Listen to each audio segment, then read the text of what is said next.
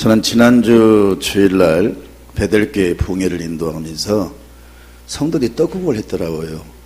그래서 떡국을 일주일 전에 먹었습니다. 그래서 지난주 먹고 또 이번 설날 먹고 2그릇 먹었어요. 그래서 우리가 장로님하고 나하고 동갑인데 이제부터 한 살 더 내가 많이 먹었습니다. 네. 한꺼번에 3그릇 먹어서 그것은 쳐주지 않아요.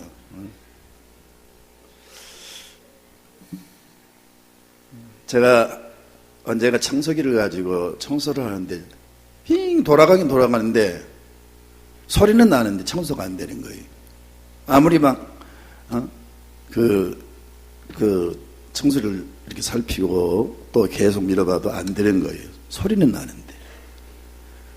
나중에 이걸 열어보니까 그 양발 한 짝이 들어가가지고 그 구멍을 막아서 그 흡입이 안 되는 거죠.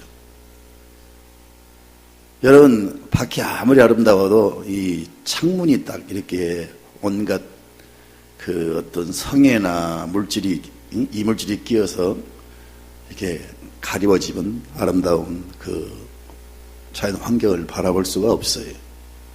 제가 언니가 말씀드렸죠. 제가 개척할 때 43년 전에 그 배를 한 척 가지고 그 사업하신 분이 있는데 백수 해안도로 말입니다. 거기에 막 접어들면 그 동네 사는 사람이 밤새껏 노를 저었는데 분명히 초저녁부터 노를 저었는데 자기가 가고자 하는 목적지에 가지를 못했어요. 아침에 동해 떠서 보니까 그 자리에 계속 노를 젓고 있는 거예요. 왜냐하면 그 배를 묶어둔 그 줄을 잘라드렸는데 그 풀어드렸는데 그걸 계속 묶어두고 있으니까 노는 졌지만 가지를 않는 거예요.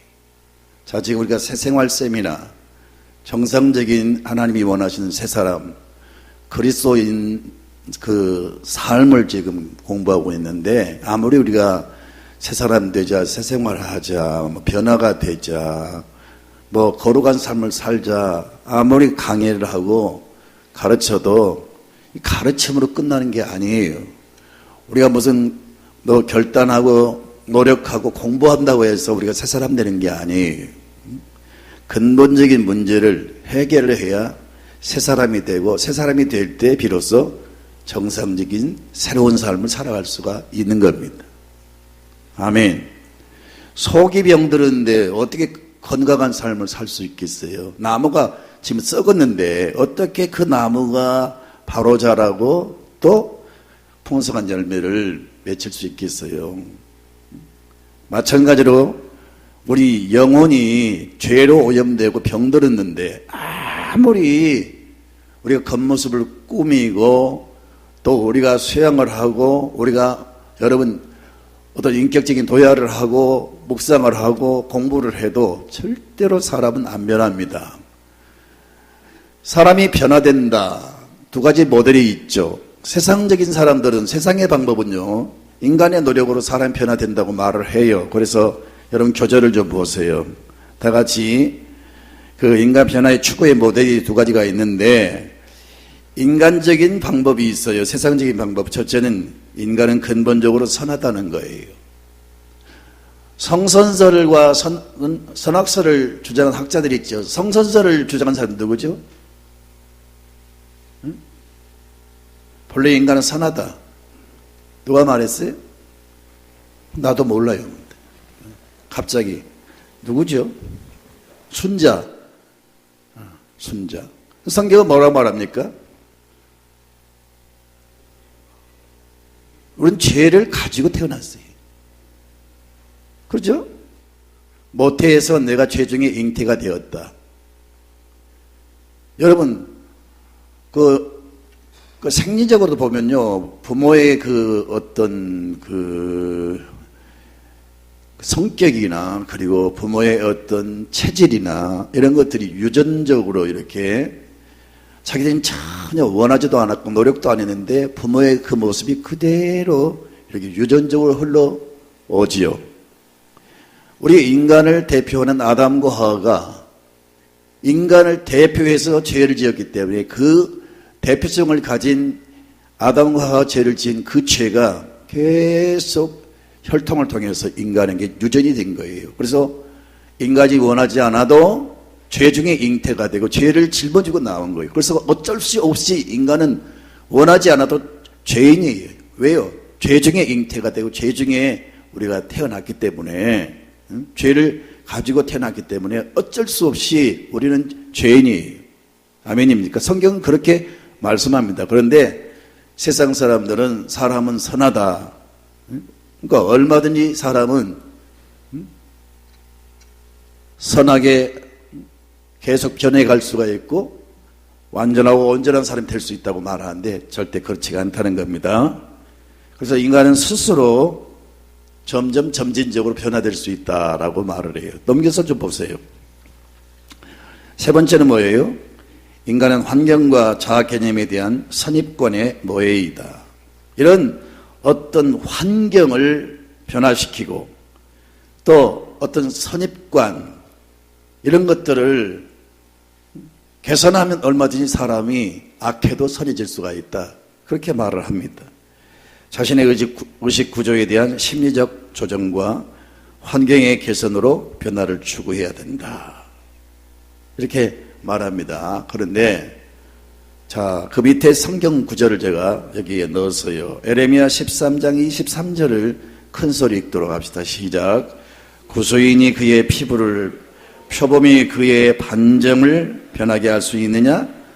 할 수 있을진데 악에 익숙한 너희도 선을 행할 수 있으리라. 여러분, 구소인은 어떤 사람이죠? 구소인. 피부가 검은 사람이죠. 흑인이죠. 그 흑인이 자기의 그 검은 피부를 희게 할 수가 있어요? 마이클 잭슨이 시도를 했잖아요. 자기는 흑인인데 백인의 피부가 그리워서 백인의 피부가 좋게 보여서 여러 번 얼굴을 수술했어요. 근데 여러분 백인처럼 보이던가요? 가만히 보면 얼마나 흉측스럽습니까? 절대로 인간의 노력으로는 안 되는 거예요. 표범이 그 반점을 희게 할 수가 있어요? 없앨 수 있어요? 안 된다는 거예요. 만약에 그 구수인이 피부가 희게 되고 표범이 반점을 스스로 지울 수 있다면 악한 사람도 얼마든지 변할 수가 있다고 말씀을 하죠. 이건 부정의 말씀이잖아요. 그러니까 인간의 방법으로는 절대로 변할 수도 없고 새로워질 수가 없다 하는 사실을 여러분 스스로 여러분 아셔야 됩니다.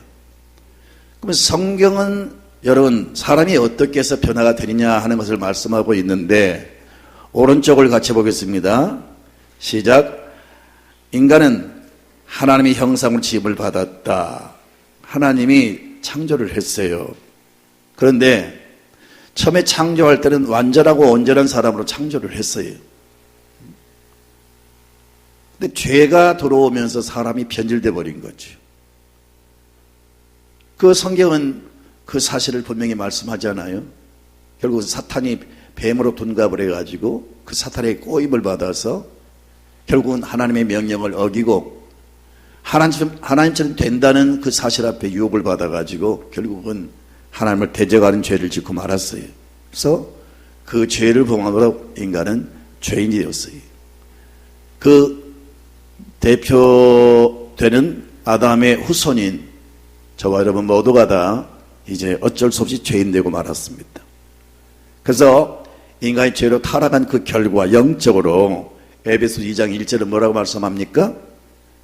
허물과 죄로 죽었던 너희를 살리셨다. 죽음이라고 하는 것은 세 가지입니다.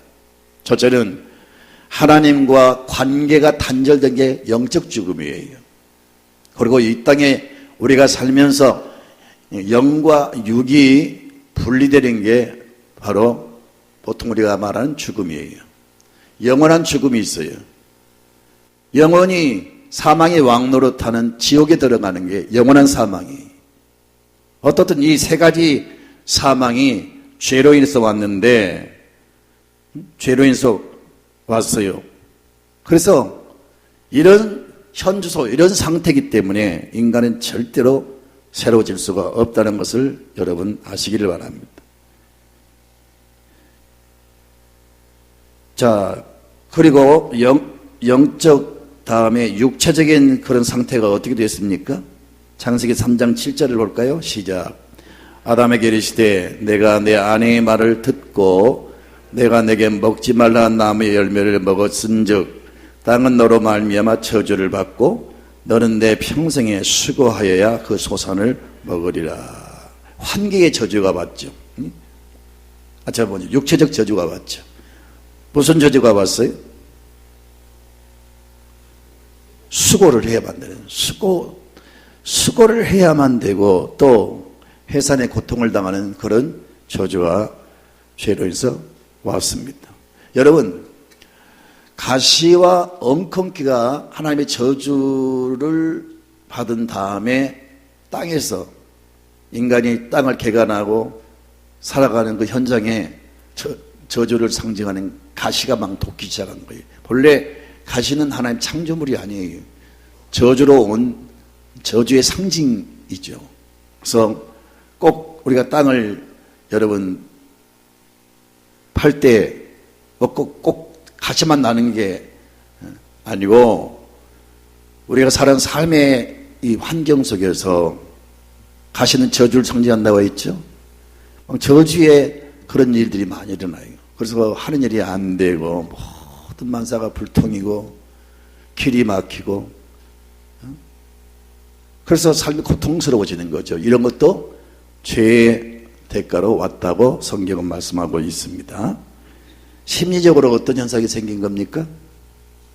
창세기 3장 8절부터 10절. 자, 어떤 현상이 왔어요?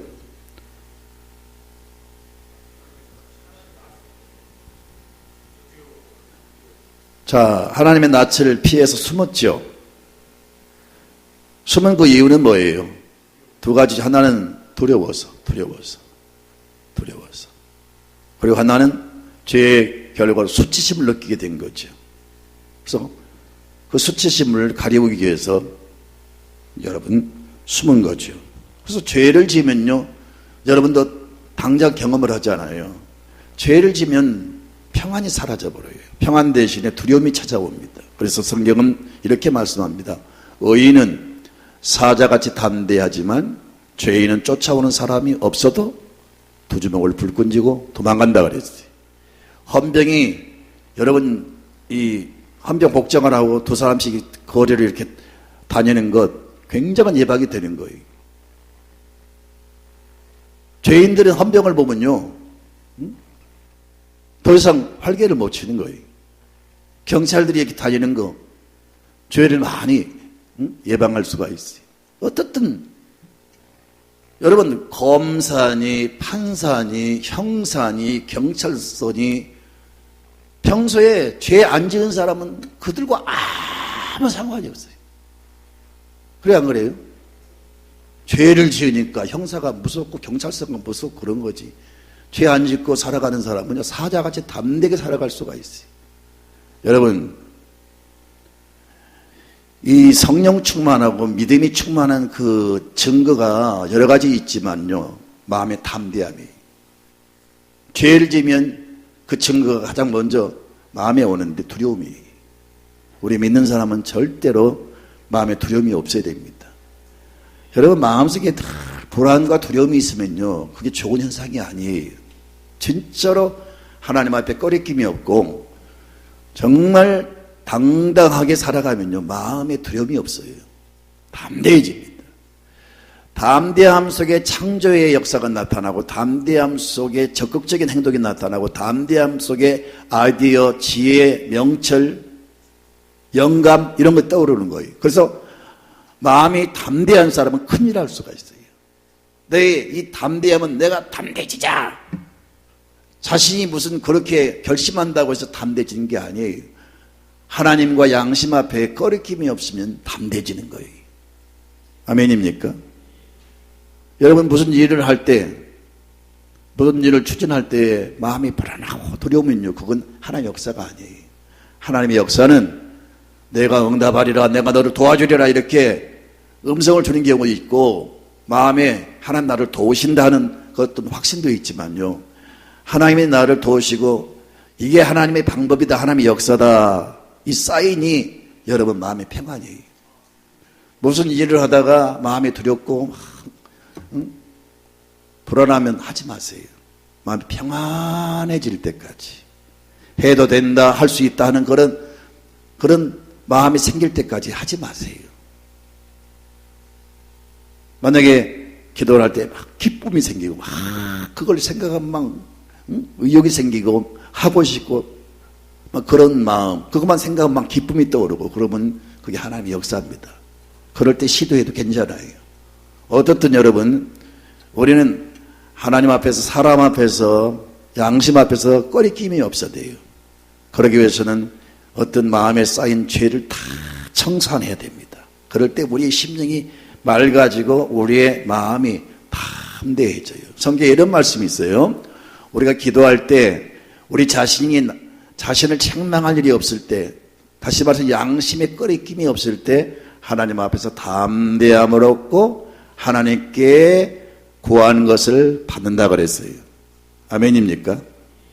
혹시 기도하다가 껄쩍지근하고 양심이 갇히게 되고, 남들은 나를 막 잘한다 하지만 내 자신은 나를 용납을 안 해요. 자꾸 양심이 갇히게 생기고 불안하면요, 여러분 그거 정리를 하셔야 돼요. 절대로 하나님과 관계는요, 이 막힌 건 씻으면 안 됩니다. 이 죄를 회개를 해야 됩니다. 항상 하나님을 당당하게 될 수 있는 그런 마음을 늘 여러분 가지셔야 돼요. 이런 사람은 기도할 때마다 응답이 막 임해요. 할렐루야. 하나님 앞에 기도할 때 당당하게 기도할 수 있는 그런 사람이 돼야 돼요. 그러면요, 구하는 것을 받는다 그랬어요. 그런데 다 죄책감이 시달리고 양심의 가책을 받으면요, 그것 때문에 자꾸 하나님과의 관계가 단절되고 응답이 지연돼요. 성경은 이렇게 말씀하지 않습니까? 귀를 만드신 자가 듣지 아니하시랴, 눈을 만드신 자가 보지 아니하시랴. 그런데 너의 기도를 내가 듣지 못하는 것은, 내가 너를 돕지 못하는 그 이유는 뭐냐? 바로 죄가 쌓여있기 때문이다, 그렇게 말씀하고 있어요. 그래서 우리가 새로워지기 위해서는요, 여러분 반드시 회개가 필요한 줄로 믿습니다. 근데 죄 짓고 나니까 심리적으로 불안하고 두려움이 생겼죠. 그리고 환경적으로는 어떤 일이 생겼습니까?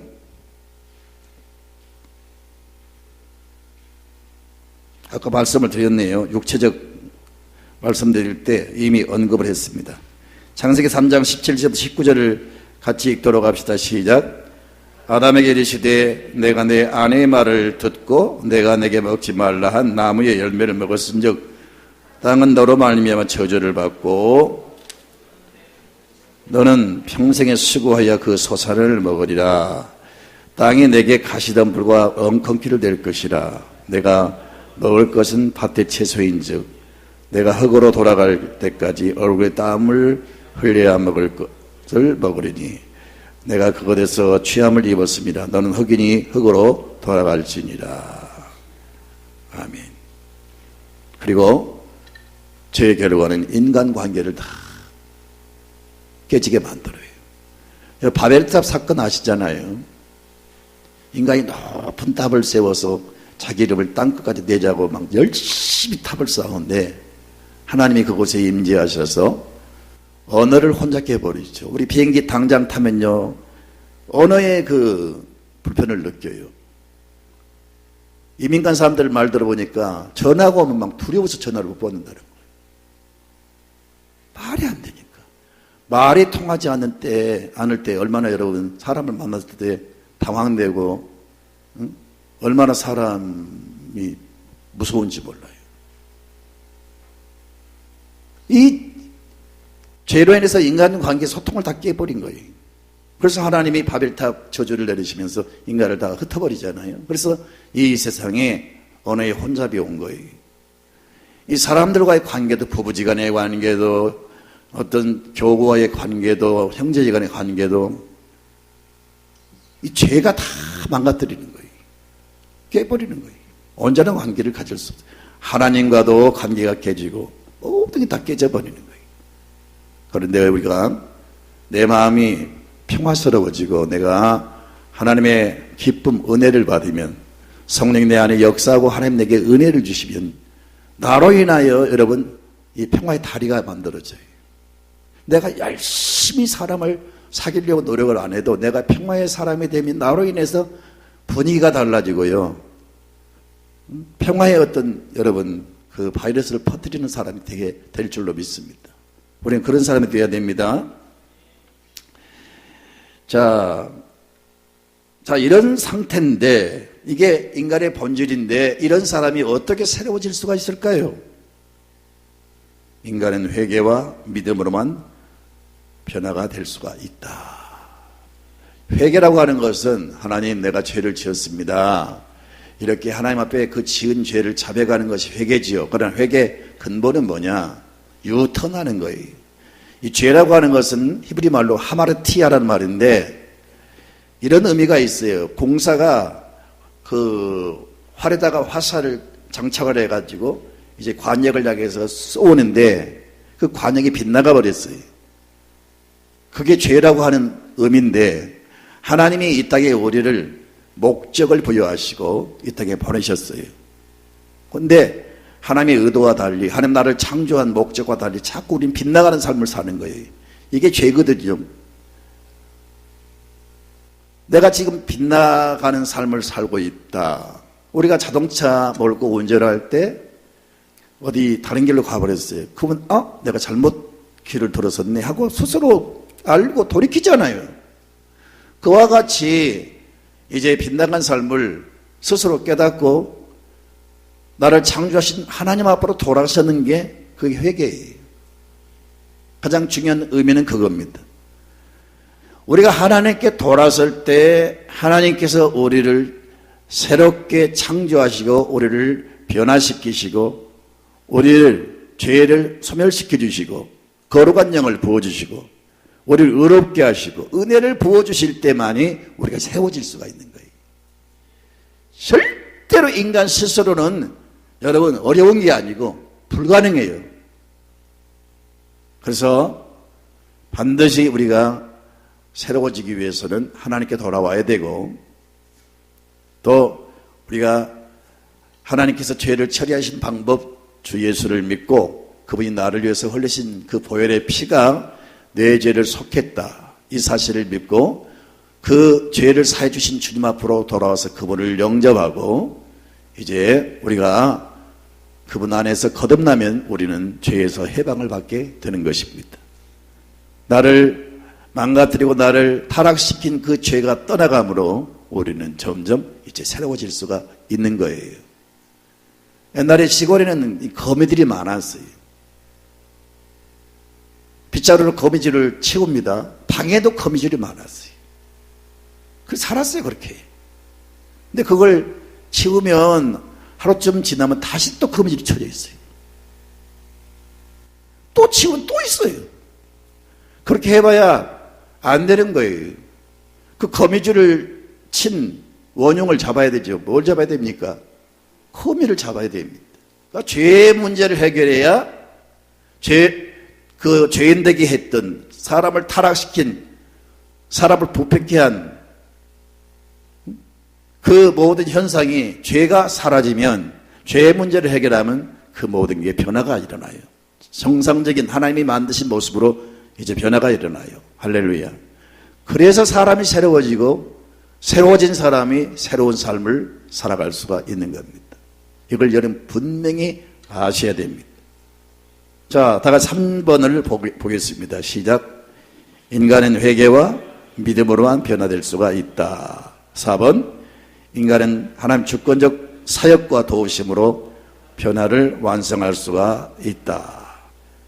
자, 그래서 이제 우리는 첫째는 우리 주님 앞에 돌아와서 예수의 피가 내 죄를 사했다는 사실을 인정하시고 그 다음에 두 번째 단계는 내 죄를 자백하는 겁니다.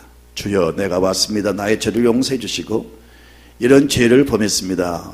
예수의 피로 깨끗이 도말시켜 주시옵소서.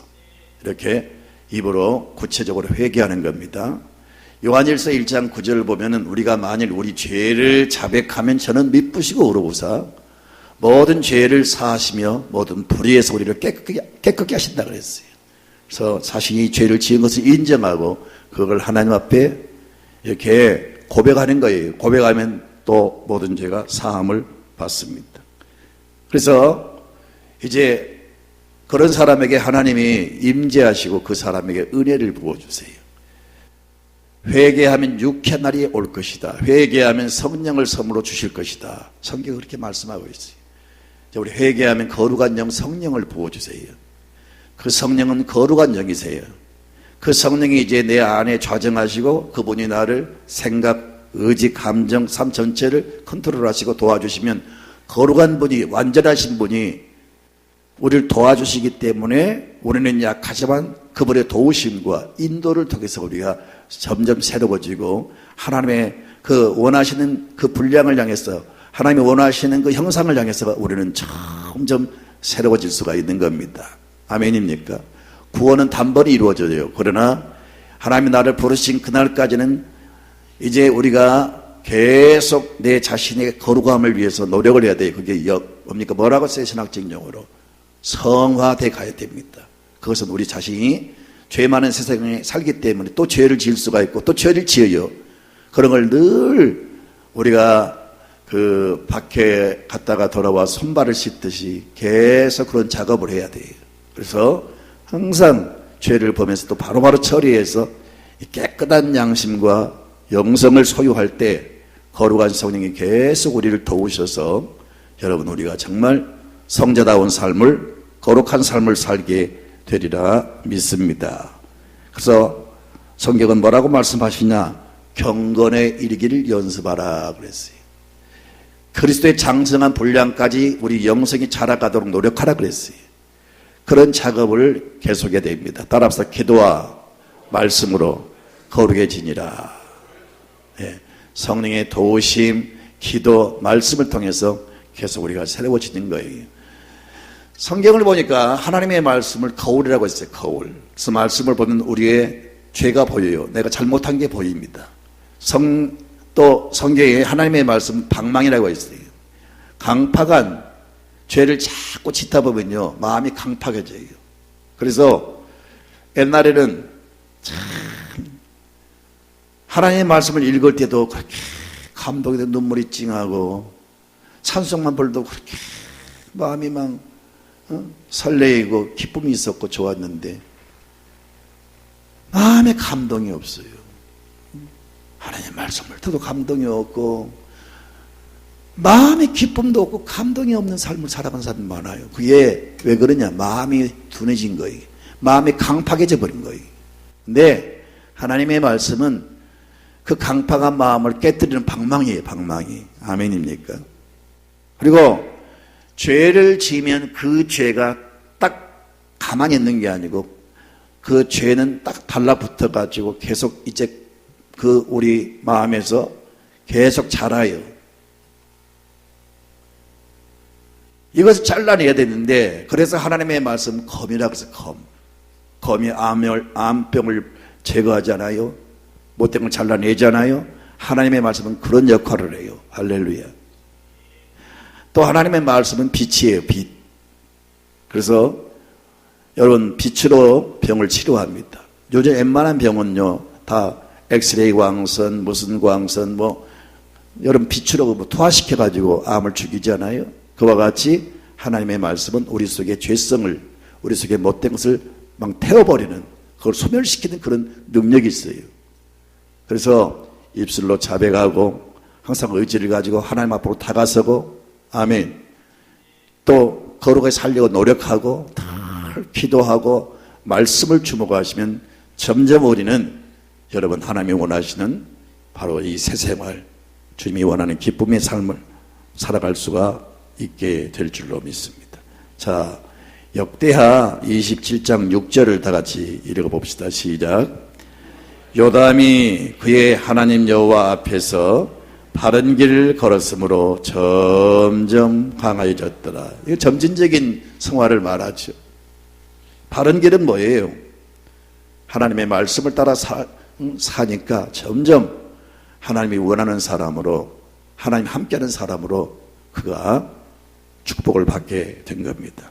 사랑하는 성도 여러분, 우리가 회개를 해서 우리가 바로 되면은 하나님이 그렇게 기뻐하세요. 그리고 그 사람과 함께 하세요. 그리고 그 사람에게 은혜를 부으세요. 그리고 그 사람에게 큰 일을 맡기세요. 그리고 그 사람에게 하나님께서 놀라운 복을 주세요. 아멘입니까? 그러니까 우리가 하나님이 원하는 그런 그리스도인다운 삶을 살기 위해서라도 우리가 회개해야 되겠지만, 회개를 하면 하나님 우리를 사랑하신다니까요. 회개를 하면 정말 하나님의 은혜를 주시고 복을 주세요. 크게 쓰세요. 여러분, 그래서 그 그릇의 비유를 들어서 말씀하시면서 그릇은 깨끗해야 된다라고 말씀하고 있어요. 그래요. 그릇은 담기 위해서 만들어진 도구인데, 무엇보다 여러분, 그릇은 깨끗해야 돼요. 우리가 음식을 먹으면서도 그릇을 깨끗이 닦아 먹잖아요. 소중한 걸 담을 때 여러분 막 냄새나고 악취가 진동하는 그런 그릇에 담습니까? 가장 깨끗한 그릇, 좋은 그릇에 좋은 것을 담습니다. 성경은 말씀하기를 우리 모두가 하나님의 택한 그릇이라 그랬어요. 저와 여러분에게 은사를 담아주시고 능력을 담아주시고 성령을 부어주시고, 아멘, 영권을 부어주시고 하늘의 자원을 막 부어주셔서 여러분 안에 채워지실 줄로 믿습니다. 그래서 기도할 때 하나님이여 내 안에 하늘의 자원을 채워주시옵소서, 거룩한 영을 부어주시옵소서. 그렇게 기도하셔서 내 안에 충만해지면 밖으로 나오게 돼 있어요. 내가 충만하면 이제 내 삶 속에 능력이 나타나고, 내 안에 하나님의 은혜가 충만해지면 덕을 끼치는 사람이 되고 행복한 삶을 살게 되고 우리 인생의 변화가 일어나고 놀라운 역사가 나타날 줄로 믿습니다. 자, 회개를 어떻게 하는 거냐? 다 같이 주목해서 보세요. 첫째는, 회개는 뭐예요? 죄를 인정을 해야 됩니다. 인정. 물론 양심이 나를 책망하는 경우도 있어요. 양심이 너 죄냐? 누가 말하지 않아도 자꾸 양심의 가책을 받으면서 내가 죄를 깨닫게 되지요. 그것도 일종의 하나님의 여러분 방법이에요. 근데 양심이 자꾸 내게 푸시를 하는데 자꾸 거부를 해요. 여전히 그 가책을 무시하고 같은 죄를 계속 범하면 양심이 점점 둔해져요. 그래서 양심의 가책을 받지를 않아요. 나중에는 성경에 보니까 화인 맞은 양심이 있어요. 화인 맞은 양심. 바울은 늘 양심을 따라 살아간다 그랬어요. 어떤 사람 말하기를 내 안에 양심은 하나님의 음성이라 그랬어요. 나를 컨트롤하는 일종의 하나님의 나를 지도하는 방법이 양심을 통해 산단 말이에요. 근데 양심의 가책을 받고도 자꾸 그 가책을 여러분 거부하면 양심